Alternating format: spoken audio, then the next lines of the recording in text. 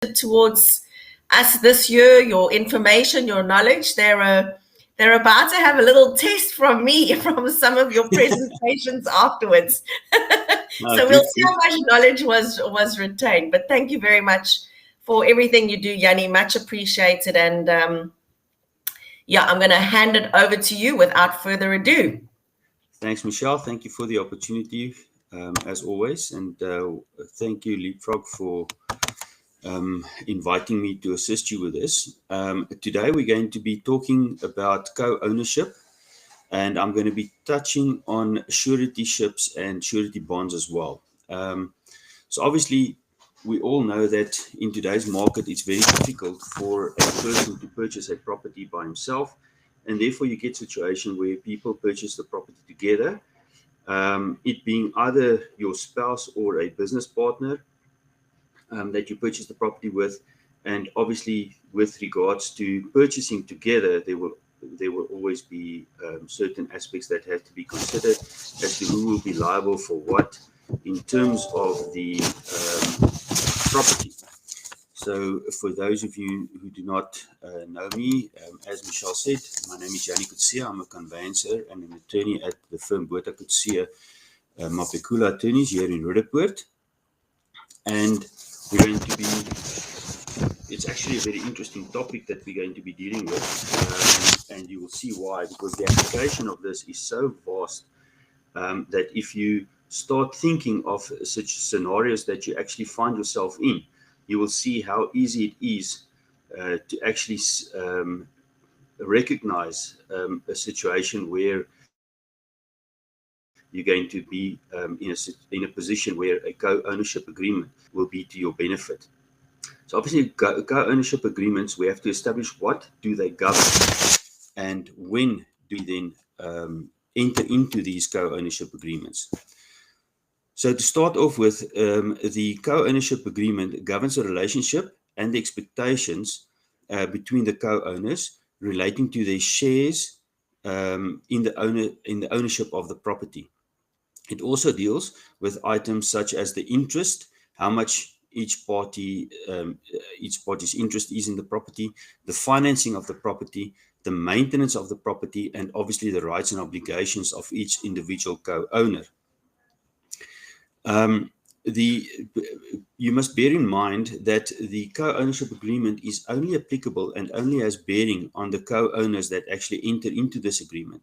It does not bind any third parties. So if you enter into a co-ownership agreement with your co-owner in the property, you must know that whatever the two of you then agree upon, it will not bind the bank that holds the bond over that property. It will only be applicable between the two of you, or if there's multiple owners, obviously between all of those owners. So when do we enter into the joint ownership agreement or the co-ownership agreement? It's obviously better if the agreement is entered into prior to you actually even submitting the offer to purchase, but you can enter into the agreement also just following the offer to purchase, or if something arises at the later stage, you can obviously then enter into the joint ownership agreement if you have not done so by the time that the dispute arises. You must, however, consider that should a dispute arise between the two of you and you do not get a resolution to this dispute, the only way that you can then get the dispute resolved will be by way of an application to court, which will be costly. And then you are going to have a situation where the court will determine what will happen to the property, and it might even be a situation where the property will then have to be sold mostly on public auction in order for the dispute to be resolved, or it cannot be resolved, and the property is then taken away from both of you, and the proceeds of that sale is then split between you. So typical uses of a co-ownership agreement, as stated, is when the property is purchased with family members or friends for residential purposes, or when the property is purchased by family members or friends or other people for investment purposes, or if you purchase the property with your spouse and there's going to be a varying interest in the property. In other words, you're not going to be owning the property 50-50, or it might be a situation where the property will only be in one of the spouse's names, yet both of them will be contributing towards either the mortgage payments, the levies, the rates and taxes, water, electricity consumption, maintenance and upkeep of the property, and so forth. Then it will be best for them to enter into a joint ownership agreement or a co-ownership agreement. Or obviously, if there's an establishment of a mortgage repayment arrangement between the parties, the refinancing of that property, and obviously to make sure that the responsibility for payment of the monthly obligations with regards to the financing, being the bond payment, is maintained by the specific person that is liable for that payment. Again, remember that even though if you are joint owners in the property, even though you might agree that party A makes payment of that bond payment, whilst you will then, as party B, be liable for the rates and taxes and so forth, the bank will have the two of you jointly and severally liable. So should one of you not make payment, the other one will then be forced to make payment. And that is where the co-ownership agreement will then assist you in the sense that it will determine what will happen if one of the parties breaches the agreement between them. In other words, he does not comply with his obligations in terms of the joint ownership agreement.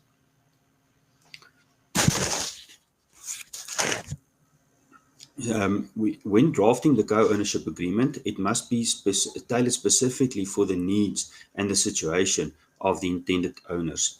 Typically, co-ownership agreements will then further have to contain certain provisions which will then form part of the agreement. And some of these I will highlight as to why they are so important. The first condition will then be to make sure who will take title or take transfer of the property. Will the property be registered in both of your names, or as stated with the spouses, will it be registered in one name, yet the other party also remains liable to contribute towards the monthly expenses and maintenance of the property? We also have to look at the persons that are entitled to reside at the property. This residence might be of a full-time basis, or it might even be of a temporary basis. And then you also get specific situations like holiday homes, where it will then have to be agreed upon as to who resides in the property at what time of the year, and then alternate maybe every second or every third summer holiday, that the other party then has the option to take occupation of the property. And then it's also applicable, or it can also be applicable to a timeshare for the specific parties that purchase the property.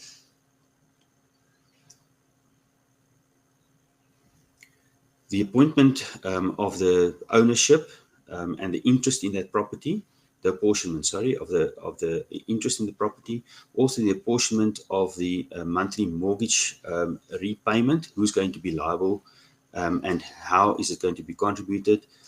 We normally recommend that if there is a joint ownership agreement, that a separate account be opened, and each party then contribute his share on a monthly basis into that account, and then from that account the bond is paid, the electricity consumption is paid, levies are paid, rates and taxes are paid, just to make sure that it's separate from that person's own income, and that you don't get a situation where he's now gone and purchased himself a nice vehicle, and now he says, I have to pay my car, so there's no more money to make payment of this monthly contribution towards the bond.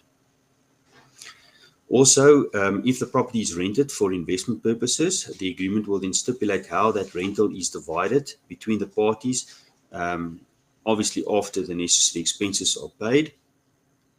The apportionment of responsibility for the maintenance and repair of the property needs to be stipulated. Also, the rights to alter or to make improvements to the property, and the mechanism of the other co-owner to obtain consent for such improvements to be made to the property. the manner in which the property will be sold, and then obviously the right of first refusal. So what a right of first refusal means is that should any party want to sell the property, they must first offer their share to the other party. The agreement must then further stipulate that in the event that the parties can't agree upon a market-related selling price of the property, that the property will then be sold on the open market, and the relevant proceeds will then be split between the parties according to their necessary shareholding in the property. There's also a very important aspect, and that is the consequences relating from the death or the bankruptcy of one of the parties. Now, when it comes to the death of one of the parties, it's important to note that you would want your partner or your co-owner to actually make provision in his will for this property to go to you. A failure for the agreement, the co-ownership agreement, or the will to actually stipulate that the property goes to you, that you will be, and if the guy does not have a will at all, the laws of intestate succession will be applicable, and you might then find yourself in a situation where you're going to be owning a property with somebody that you've never intended to own a property with. There must also be mechanisms for dispute resolution, and this will include arbitration or mediation. In other words, all sorts of dispute resolutions that does not necessitate you to go to court. And then obviously lastly, the consequences of the default on the responsibilities of one of the co-owners. So co-ownership agreements should be prepared in a variety of real estate scenarios, including between friends and family, as we've already stated, but there's also business partners, investors, spouses, as stated. Roommates might want to enter into a co-ownership agreement because they jointly occupying the same space. And then obviously you've got a business entity that is purchasing properties for investment purposes. What's important as well is co-ownership. You might buy into a partnership that owns a multiple units. That co-ownership agreement can then stipulate what has to happen with all of the units, or it can even go as far as to stipulate the consequences and the contributions that each party has to make to one of those units specifically. Obviously, in the contents of a marriage, co-ownership agreements are the precise mechanism to manage the property ownership between the spouses, and they are preferable to a marriage contract because they deal with aspects of ownership of the specific property itself. You can just imagine that mostly a property is purchased only after the parties have entered into a marriage, and then it will be difficult to have a situation where the specific agreement will be part of the marriage contract. Because the marriage contract, being an antenuptial contract, has to be signed before the marriage is even concluded. Should the parties, however, purchase the property when they're still unmarried, and they then enter into an antenuptial contract to be married out of marital property, you must remember that if they are going to have a situation where this specific property is dealt with in the marriage agreement or the antenuptial contract, should they at the later stage sell this property, then the clauses relating to the property is then contained in the marriage agreement, and which for the next property will be of no use at all. And then a new contract will have to be concluded for the next property in any event. So co-ownership agreements is a useful tool in a number of other situations as well. Just think about a situation where the will is now diversing a property to a number of heirs. Then it will be best for those heirs to actually then enter into a joint agreement in terms of which they're going to determine who's going to be liable for what, at what stage, who's going to be occupying the property, who's going to benefit from any rental that they might be collecting from the property. So all of that can be taken care of by way of a co-ownership agreement as well. There might also be a decision amongst friends, and remember, you're only friends as long as it's good. And you want to make sure that the agreement is then concluded whilst you are still friendly with each other. And the decision between business partners obviously as said for commercial gain. And then another instance is where the parties might get divorced now. They own the property together, but because of the market, they cannot sell that property. They can then enter into a joint ownership agreement between them, separate from the divorce agreement, in terms of which they then can determine that the property will be let, and they can then have benefit of the rental that's going to be received until such time as the market actually is in a better situation where they can then sell the property at a profit. It will then determine as well as who's going to be liable for what, expenses with regards to the property, and it's also going to assist with determining as to when the property is sold, who's going to have what portion of the property.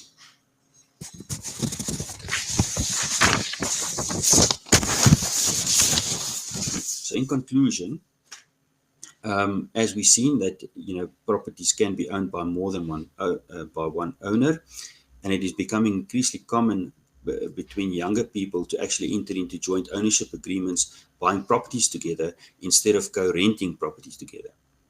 Especially now with interest rates being low, you're going to have a situation where you might be buying a property at the same rate or even a better rate than renting that very same property. However, as also you can imagine that when you co-own any property, you can imagine when you were a kid and you had a toy, it was your toy, you did not want to share your toy with anybody else. You're going to have the same situation here where one person's maybe going to think that this is his property, he's not going to share the property with anybody else, yet they are joint owners of this property. And then obviously because of that, there's going to be a situation where things go wrong and people want to sell whilst the other one still wants to remain the owner of the property. It is then important, as stated, that you have a situation where the property is then first offered to the other shareholders. And if those shareholders don't make a market-related offer, or they don't come back to you at all with an offer, then there should be a clause in the agreement that stipulates in an event like that, the property will then be sold on the open market for the proceeds then to be shared between the parties. So in short, be careful not to be caught up in the excitement of purchasing property. Always keep in mind that people and their ideas change, and that you should not put yourself in a situation where it's going to be tricky to get out of that property. Co-ownership agreements are drawn up for the safeguard of all the potential owners before you sign the offer to purchase. And this agreement will have to state, for example, that should one person not want to sell the property, what is going to be the situation? How is that dispute going to be resolved? The money that you're going to be spending on drawing up this agreement will be worthwhile, considering the litigation cost that will be flowing from having to litigate due to there not being any agreement in place to actually govern the relationship between the parties going forward with this joint ownership. The next aspect, as I said, we're going to be touching on is suretyships and surety bonds. So it's important, as you know, that your monthly income or your total asset value might not be sufficient to meet the financial institution's obligations, and therefore the financial institution will most probably say to you that they will grant you this bond, but somebody has to stand surety for the purchase of the property. In such instance, the bank will then ask the grantor to sign an agreement, and that is called a suretyship. So a suretyship is therefore an agreement between the creditor, the principal debtor, and a person binding himself on behalf of the principal debtor as a surety and a co-principal debtor. So to put that into an example, you've got A that wants to purchase a property or even wants to have an overdraft facility. The bank is a bit skeptical in granting him this facility, so they're going to then say B must sign a surety on his behalf. Other than the surety bond, which is a bond that is registered by the surety over his own property for the benefit of the principal debtor on behalf of the creditor. So here you're going to have a situation where the surety actually uses his own property to bond in favor of the bank that's going to be borrowing the money to the debtor. So you will understand that the bank might think that they don't want to grant just a normal surety, they want extra security, and therefore they will then register a surety bond over the surety's property. Should the debtor then fail to meet his obligations in terms of the agreement between him and the bank will then foreclose on the surety's property and sell the surety's property to recover any amounts that's due and owing to them by the debtor. So it's important that when you sign a surety agreement to keep the following tips in mind. And I've just created a few here on the document itself. So you'll see, make sure that you understand the ramifications of standing surety. In other words, this is going to be a normal surety agreement. Is the bank going to be expecting of you to actually sign or give a surety bond over your existing property? Make sure that you know how much of the debt you will be asked to pay. And at the same time, familiarize yourself with or agree with yourself that at some stage you're going to be liable to make payment of this in the event that the debtor does not make the payment. Also, limit your surety to the particular debt and not to the person. It has happened a number of times where the poor person signs surety for in respect of, for argument's sake, the bond. But the surety document that the banks normally get you to sign is very broad when it comes to the specific aspect where you sign surety for. So a clause will most probably read something to the effect that you will stand surety for all and any obligations of the debtor towards the creditor. This means that if he, for argument's sake, later on purchases a vehicle or he obtains an overdraft on top of this surety, on top of the mortgage bond that he already has in place, you're going to be in a situation where you're also going to be standing surety for his motor vehicle, you're going to be standing surety for his overdraft facility, and any other credit agreement that he might put in place with the bank. Also, make sure that you limit the surety to a specific amount. So if the bank requires you to stand surety for the purchaser's bond, and the bond is, for argument's sake, for 700,000, make sure that the surety document limits your liability to the 700,000 and that it is not an unlimited surety. In other words, that you're going to be not only for the particular debt, but also for the amount. No matter what the amount is, the bank can come to you to claim the repayment should the debtor not make the necessary payments. So, that is the surety agreements and the difference with the surety bond. That's actually a registration over the specific property. Michelle, that's what I have for the training this morning. I don't know if there's any questions from the agents that I can maybe assist with. Thank you so much, Yanni. Any questions from anybody for Yanni?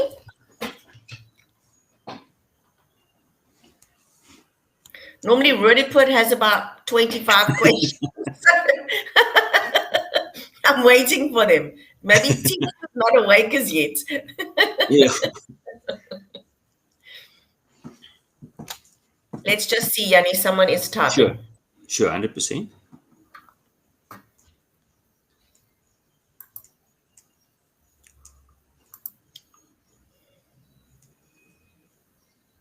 Morning.